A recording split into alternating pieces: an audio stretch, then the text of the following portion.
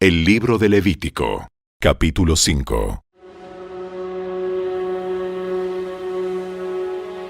Si te llaman a testificar sobre algo que hayas visto o que sepas, es pecado negarse a testificar, y serás castigado por tu pecado.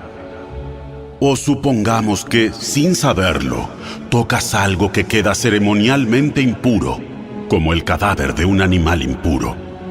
Cuando te des cuenta de lo que has hecho, debes admitir tu contaminación y tu culpabilidad. Esto rige por igual, ya sea un animal salvaje, un animal doméstico o un animal que corre por el suelo. O supongamos que, sin saberlo, tocas algo que te hace impuro. Cuando te des cuenta de lo que has hecho, debes admitir tu culpabilidad. O supongamos que haces un voto imprudente de cualquier clase, ya sea su propósito bueno o malo. Cuando te des cuenta de la necedad del voto, debes admitir tu culpabilidad. Cuando te des cuenta de tu culpabilidad en cualquiera de estos casos, deberás confesar tu pecado.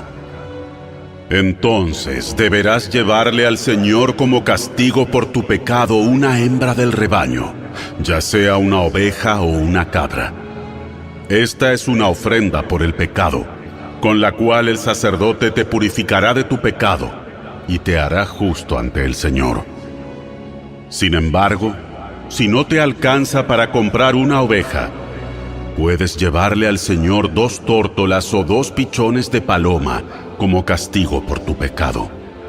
Una de las aves será la ofrenda por el pecado, y la otra será la ofrenda quemada. Las llevarás al sacerdote, quien presentará la primera ave como ofrenda por el pecado. Le arrancará el pescuezo, pero sin separar la cabeza del cuerpo. Después rociará un poco de la sangre de la ofrenda por el pecado en cada lado del altar y escurrirá el resto de la sangre al pie del altar. Es una ofrenda por el pecado. Luego el sacerdote preparará la segunda ave como ofrenda quemada, siguiendo los procedimientos establecidos. Mediante este proceso, el sacerdote te purificará de tu pecado, te hará justo ante el Señor y serás perdonado. Si no te alcanza para comprar las 2 tórtolas o los 2 pichones, podrás llevar 2 litros de harina selecta como ofrenda por tu pecado.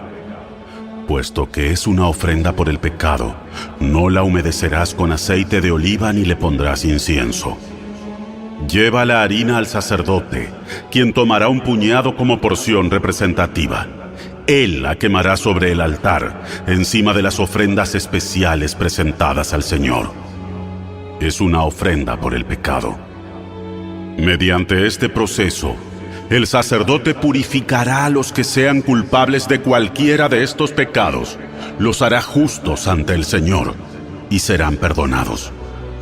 El resto de la harina selecta le pertenecerá al sacerdote, tal como la ofrenda de grano.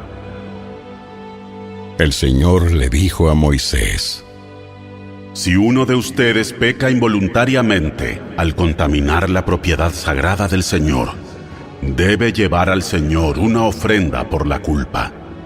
La ofrenda puede ser un carnero sin defecto de su propio rebaño, o puede comprar uno del mismo valor con plata calculada según el peso del siclo del santuario. La persona tiene que hacer restitución por la propiedad sagrada que dañó, pagando por la pérdida más un 20% adicional. Cuando le entregue el pago al sacerdote, él lo purificará con el carnero sacrificado como ofrenda por la culpa. Lo hará justo ante el Señor y será perdonado. Supongamos que alguien peca al desobedecer uno de los mandatos del Señor. Aunque no esté consciente de lo que hizo, es culpable y será castigado por su pecado. Como ofrenda por la culpa, debe llevar al sacerdote un carnero sin defecto de su propio rebaño, o puede comprar uno del mismo valor. Mediante este proceso, el sacerdote le purificará ese pecado cometido involuntariamente, lo hará justo ante el Señor y será perdonado. Esta es una ofrenda por la culpa pues es culpable de una ofensa contra el Señor.